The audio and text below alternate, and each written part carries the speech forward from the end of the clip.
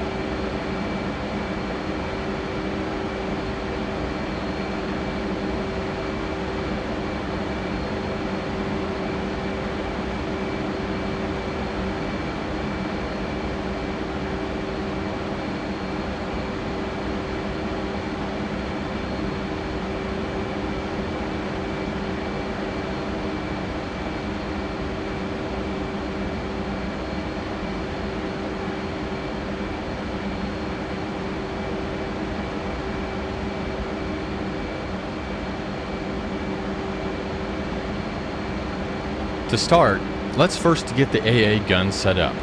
The easiest way to do this is by simply pressing aft on the weapon select switch, or press left shift and X. Please do so. With the AA gun selected, note that the master mode was automatically set to AA. The left DDI displays the AA gun format, the HUD is in the gun auto acquisition mode, and the right DDI is in the AA radar page with air combat maneuvering mode selected. Let's first take a closer look at the AA gun format page on the left DDI. Above the wing form, you see the number of gun rounds remaining, 578, and below that you see the state of the master arm switch. On the left side of the page you have the gun round type selection of M50 or PGU-28. You want to make sure that this selection matches what you have loaded on the aircraft. Press the M50 push button to select M50 rounds.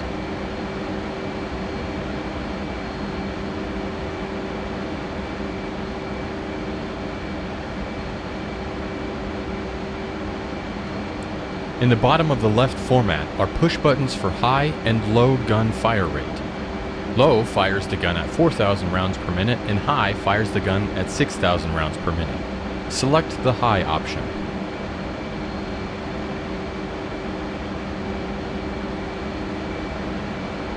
With no radar lock on the target, you will use the lead computing optical sight, also called the funnel. Simply put, with a wingspan entered, you will fly your Hornet to place the wingtips of the target's aircraft just touching the sides of the funnel.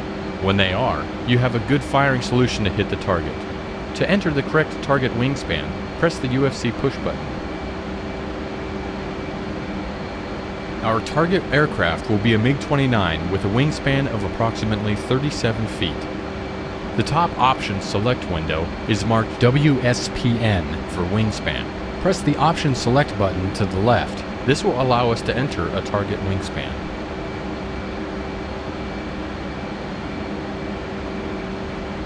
On the UFC keypad, type in 37 and then press enter on the UFC keypad. Press spacebar when done. With that done, you will now note that the WSPN or wingspan indication in the top right portion of the AA gun format page displays 037 to the right. Now let's take a look at the HUD. Currently, you are in the gun auto acquisition mode. This is indicated by the large dashed circle on the HUD. Also note that the selected weapon, gun, indicated near the bottom center of the HUD, and the number of rounds remaining below it. To lock up a target, simply fly to place your target within 5 miles inside the dashed circle. Until you have a target locked though, you can use the gun funnel. In addition to the gun auto acquisition mode, you also have the bore sight BST, vertical VACQ, and wide WACQ air combat maneuvering ACM modes. But we will talk about those in a separate lesson. When you are ready, press spacebar and I will unpause the lesson.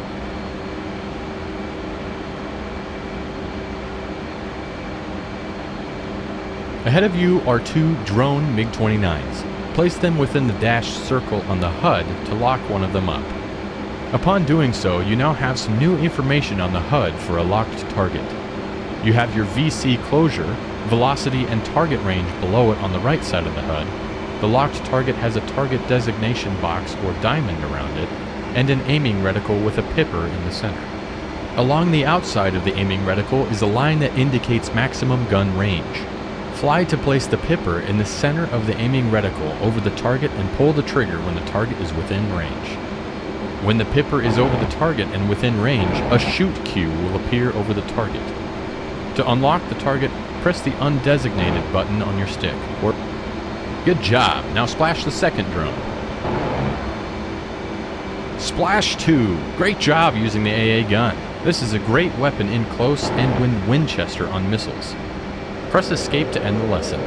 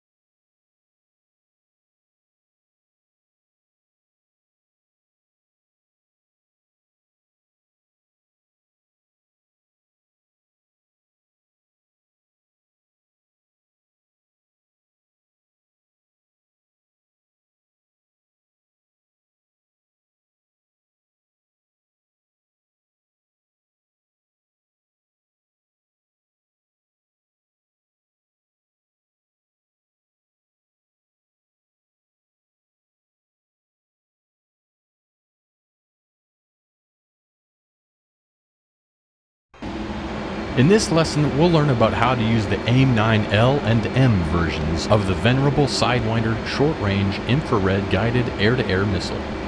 Using a cooled infrared seeker, the Sidewinder locks onto the hot elements of a target, most often the engines. Best used in close-range dogfights, the Sidewinder is a fire and forget after launch. However, the Sidewinder can be decoyed by flares and is less effective against ground clutter. Today we're looking at the L and M versions. The AIM-9L, or Lima, entered production in 1977 and was the first all-aspect homing Sidewinder, meaning it could get a lock on a target at any aspect angle. However, a rear aspect provides much better detection. The mic, or AIM-9M, is an improved version of the Lima with better flare rejection and a reduced smoke motor. In a later lesson, we'll take a look at the AIM-9X and the joint helmet-mounted cueing system. A Sidewinder can be used on both bore sight mode and slaved to a radar-locked target. I currently have the lesson paused as we discuss some of its features. To select a Sidewinder, press down on the weapon select switch, or press left, shift, and S. Do this now. When selected with no target locked on radar, the Sidewinder will be in bore sight mode. This is indicated by the single reticle on the HUD that indicates the seeker line of sight. Below on the HUD, you will notice the name of the weapon, 9M in this case, and the number of missiles remaining to the right. To employ a Sidewinder in this mode, fly your Hornet to place the reticle over a target and wait for the seeker tone to change to a higher pitch. This indicates the seeker sees and is tracking the target. You could then launch the missile by pulling the trigger or pressing the spacebar. To allow the seeker to self-track the target, press the cage-uncage button on your throttle or press C when you hear the lock tone. Once self-tracking, the seeker will automatically follow the target within its seeker field of regard. Before trying this though, let's first take a closer look at the AIM-9 format page on the left DDI. Press spacebar to continue. As with the AA gun, you have the remaining gun rounds and master arm indications. Along the wing form are indications for AIM-9 loading. 9L indicates stations with AIM-9L, and 9M indicates stations with AIM-9M. The selected station includes an SEL for selected below it. To cycle through AIM-9 stations, press the AIM-9 select switch on the weapon select switch, or press left shift S. This allows you to switch between AIM-9L and AIM-9M versions. When you are ready, press spacebar and I will unpause the lesson.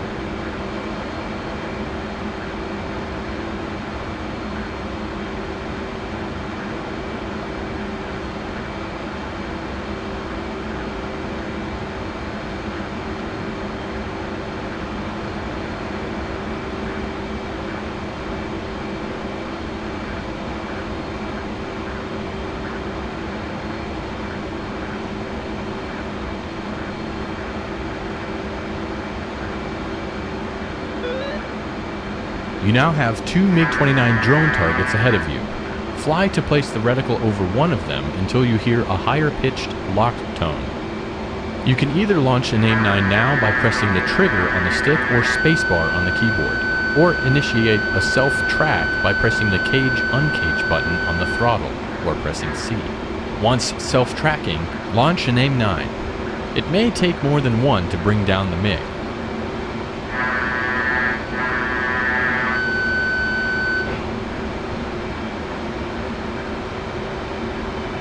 Splash 1. Keep an eye on the second MiG-29 and follow it. We will use a radar-slaved track for that one. Follow the second drone. To lock up the second drone on radar, press up on the sensor select switch or press right alt and semicolon. This will place the radar in air combat maneuvering or ACM mode.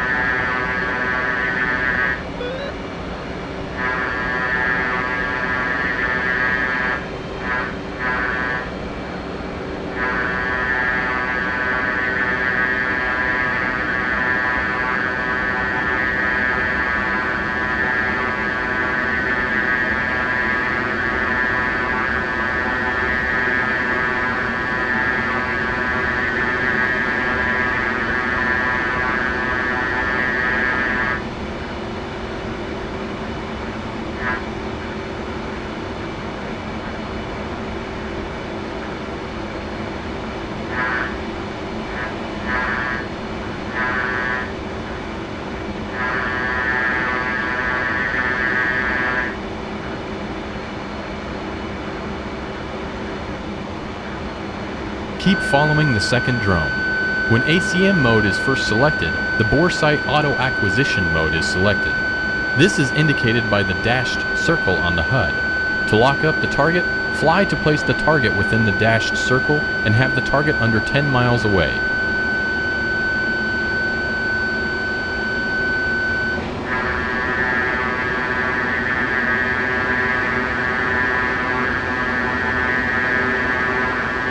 Fly to keep the target at about 1 mile to keep the radar lock. On the HUD is a large, solid circle that acts as both the AIM-9 allowable steering error circle and as the normalized in-range display, or NERD circle. Fly to keep the small steering dot inside the circle to give the missile the best chance of reaching the target. Along the outside of the circle are 2 triangle NERD indications. The one at the 6 o'clock position is the missile maximum range, also called RMAX, and the other is the missile minimum range, called RMIN. The line inscribing the circle indicates target range, and you want this between RMAX and RMIN to launch the missile. Also on the HUD is a box or diamond that indicates the line of sight to the locked target, and the smaller circle indicates the AIM-9 seeker line of sight. If you see a large X across the HUD in radar display, your range to the target is less than the minimum range indication. When the target is between RMAX and RMIN, the steering dot is inside the ASE circle and the weapon is armed. The shoot cue will appear and you can launch the missile by pulling the trigger. Nice job, you downed the second drone. Some final thoughts on using the AIM-9. First, the seeker can better track a target from behind than in front. Second, if the target is expending flares, it may decoy your missile. Third, the AIM-9 does not have a large warhead, so it may take more than one to bring down a target. Press escape to end the lesson.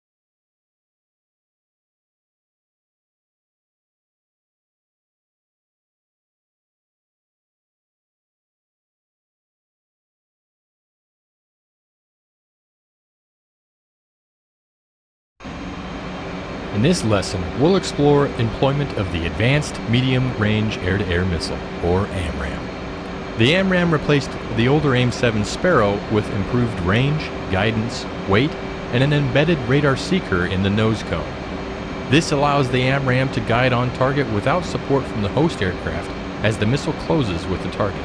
This in turn allows the launch aircraft to maneuver without loss of missile guidance to the target. The AMRAAM can be cued to targets with the Hornet's radar, or it can be launched at a close range just using the missile's seeker. Deliveries of the AIM-120B began in 1994 and replaced the AIM-120A. The AIM-120C was fielded in 1996 and has clipped wings to support internal storage, improved target detection, and greater range. As with all air-to-air missiles, engagement range is highly dependent on engagement aspect, launch altitude, and launch speed. You will see much greater launch distances at 30,000 feet on a closing target than 5,000 feet on a receding target. I currently have the lesson paused. To select the AMRAAM, press right on the weapon select switch or press left shift and D. Do this now. Let's first take a look at the AMRAAM format page on the left DDI. In the top left corner of the DDI, at push button 6, is the size selection. By pressing on the push button, you have selections to set weapon fusing size to small, medium, and large sized targets. We'll be shooting down some drone MiG-29s, so select small. To the right of the size selection is the radar cross section or RCS selection. Upon pressing this push button, You have options to set the expected radar cross-section of the target between small, medium, and large.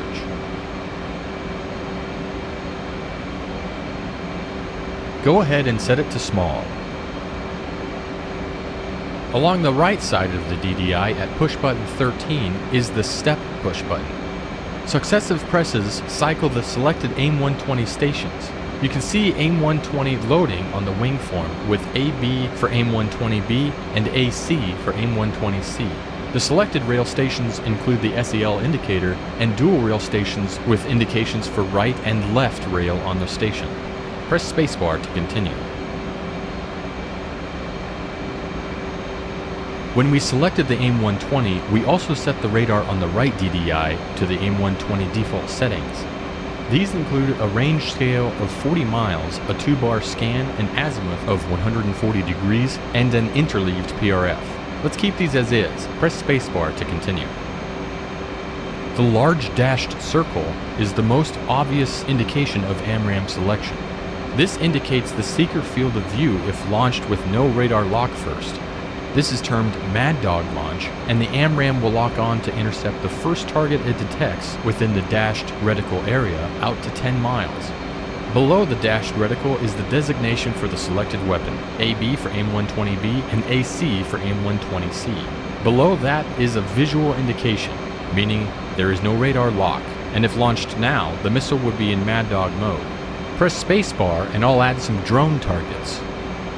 On the right DDI radar page, we see a target, or called a hit, on the radar. Let's lock it up by moving the Throttle Designator Controller, or TDC, over it and locking it up. We do this by using the TDC switch on the throttle or by pressing period, comma, backslash, and semicolon to slew it.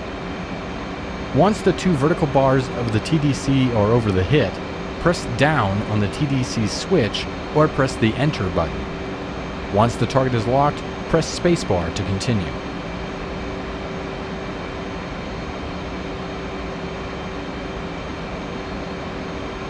With the target locked up, some new information is now available on the HUD.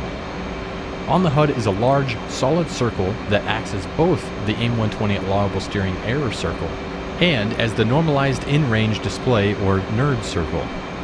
Fly to keep the small steering dot inside the circle to give the missile the best chance of reaching the target. Along the outside of the circle are 3 triangle NERD indications. The one at 6 o'clock position is the missile maximum range, also called RMAX. Counterclockwise from it is the no escape range, also called RNE. When target range is within RNE, the target could change course and the missile would still have the energy to reach the target. The third indication, near the 2 o'clock position of the NERD circle, is the missile minimum range, called RMIN. The line inscribing the circle indicates target range, and you want this between RMAX and RMIN to launch the missile. Also on the HUD is a box or diamond that indicates the line of sight to the locked target. A box indicates a friendly target, and a diamond indicates it as a hostile. If you see a large X across the HUD and radar display, your range to the target is less than the minimum range indication. When the target is between RMAX and RMIN, the steering dot is inside the ASE circle, and weapon is armed, the shoot cue will appear and you can launch the missile by pulling the trigger on the stick or by pressing the spacebar. When between RNE and RMIN, the shoot indication will flash. Press spacebar to continue. Along the right side of the HUD are 3 lines of information. The top line is an indication of closure velocity, V sub c, and below that is target range in miles. Further down on the right side of the HUD is the timer field.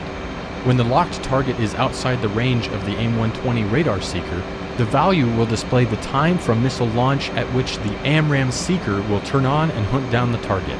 This is shown as the time in seconds and then ACT. Once the range of the seeker in the AMRAAM is less than approximately 10 miles, the time changes to time to go until the missile impacts the target. This is displayed as remaining time and then TTG. The ACT and TTG will be in reference to the last AIM-120 launched. When the target range is 15 miles, launch an AMRAAM by pressing and holding the trigger. If the first does not succeed, try again.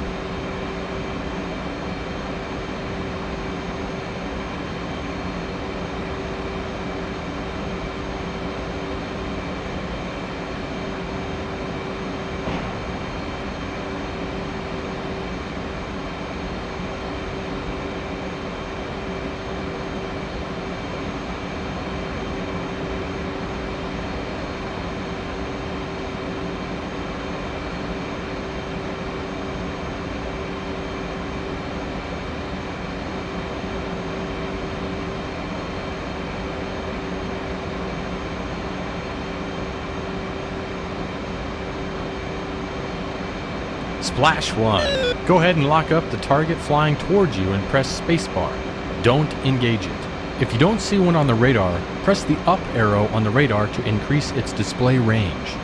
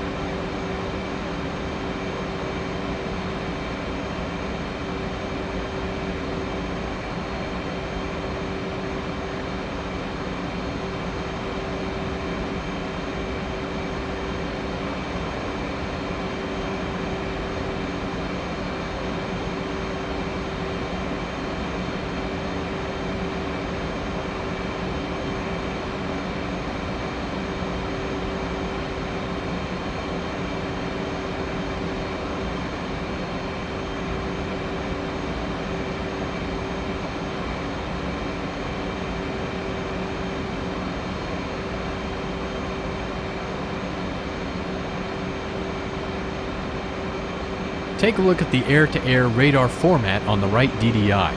You'll note that much of the information on the HUD is duplicated there and includes an ASE circle, shoot cue, steering dot, and range indication as along the azimuth steering line to the target. The locked target has the antenna azimuth line running through it and has its speed as Mach to the left and its altitude to the right. The Rmax, Rne, and Rmin are displayed along the antenna azimuth line. When the AMRAAM is launched, a triangular fly-out symbol appears on the azimuth steering line and travels to the target. Once the missile seeker is active, an A appears below the fly-out symbol. To break a lock, press the undesignated button on the stick or press S. Press spacebar to continue.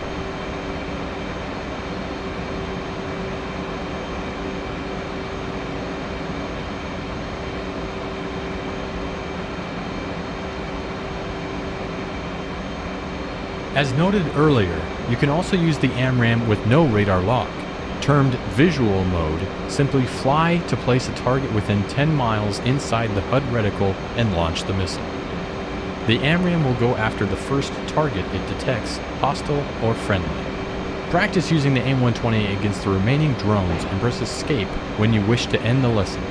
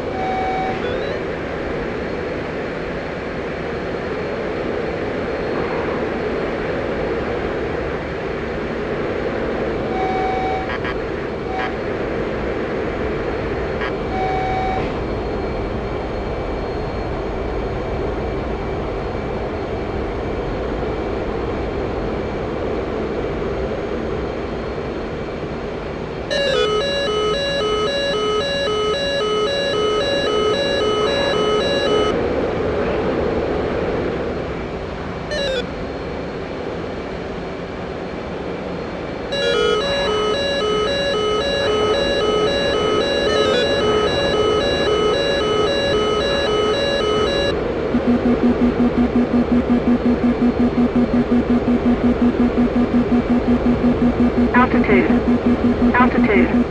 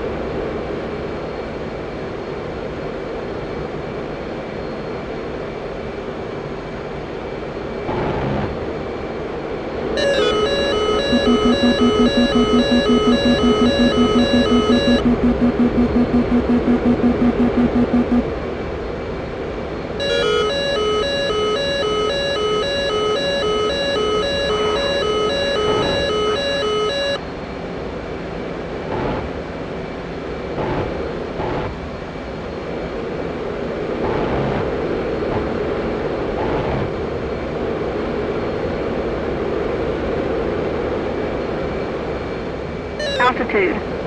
Altitude.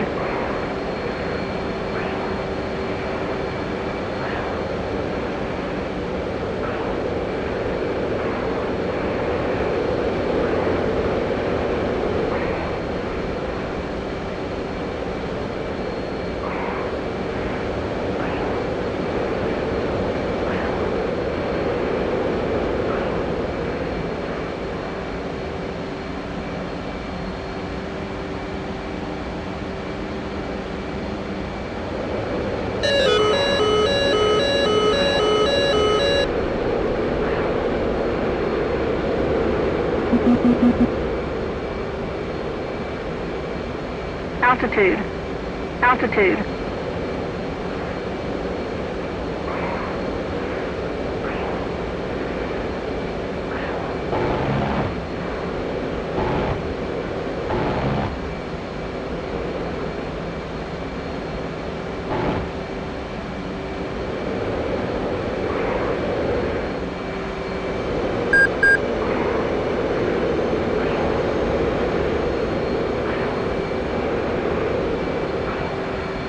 Altitude. Altitude.